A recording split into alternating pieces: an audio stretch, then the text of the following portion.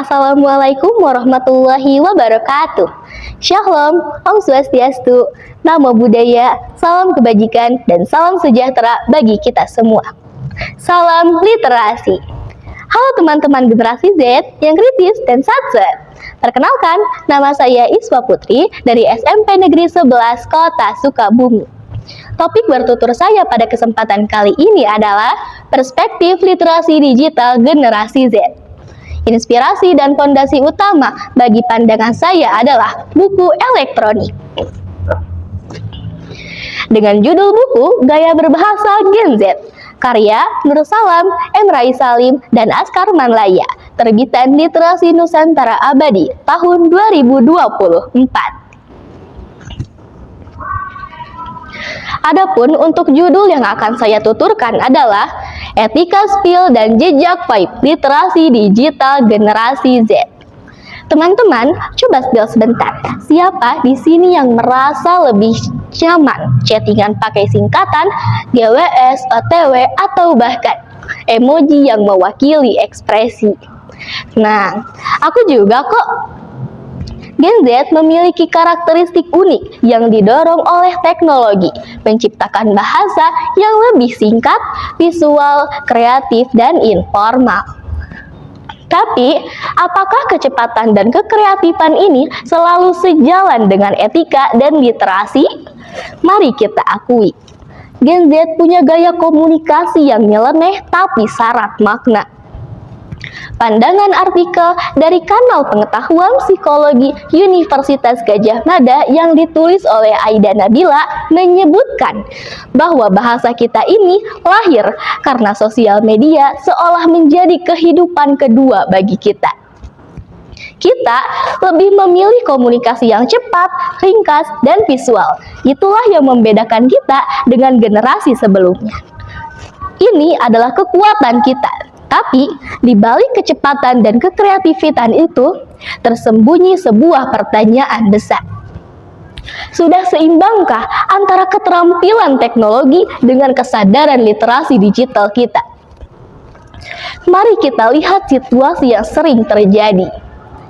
Ketika Gen Z sangat mahir menggunakan istilah seperti delulu atau trauma untuk menggambarkan perasaan, tapi, apakah yang disampaikan artikel dari Universitas Gadjah Mada, istilah psikologi klinis ini perlu digunakan dengan bijak, agar tidak menjadi self-diagnosis yang serius. Ini menunjukkan bahwa kecepatan berbahasa digital kita seringkali mengalahkan kedalaman maknanya. Aku kesel banget sama teman sekelas. Dia ngomongin aku, ngomong-ngomong apa? Ngomong yang bikin aku ngerasa kecil. Langsung deh buka HP, bikin story. Captionnya, orang so asik emang kayak gitu ya. Aku pikir ini cara kece buat spill amarahku. Tapi besoknya teman-teman bisik-bisik, lo ngegibahin siapa? Wow, aku kaget dong. Maksudku ini cuma curhat, kok malah jadi salah paham. Kata-kata gaulku itu ternyata nyakitin, bikin komunikasi di sekolah jadi kurang sopan, dan aku nyesel. Sekarang aku belajar, kalau kesal mending cerita ke teman dekat, bukan bikin story penuh kode. Aku pengen jadi lebih bijak, kalian juga kan? Buku Gaya Berbahasa Gen Z menegaskan tantangan ini. Kecepatan bahasa digital dan ketergantungan pada singkatan emoji telah menciptakan resiko ambiguitas pesan dan penurunan etika komunikasi. Kita fokus pada estetik postingan, tapi melupakan jejak digital yang kita tinggalkan. Inilah jurang yang harus kita seberangi. Di satu sisi, kita punya kemampuan teknologi yang tinggi, tapi di sisi lain, kita pun menghadapi tantangan serius dalam literasi digital.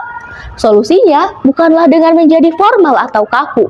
Solusinya adalah memanfaatkan gaya berbahasa Gen Z yang kreatif, to the point, dan visual ini untuk meningkatkan literasi digital kita. Kita bisa menggunakan teknologi untuk membangun perspektif literasi digital yang kuat. Yang pertama, Pemanfaatan platform kreatif. Daripada spill emosi negatif, mending kita alihkan kreativitas kita untuk membangun dan membuat konten berbasis blog atau vlog yang membahas isu-isu faktual.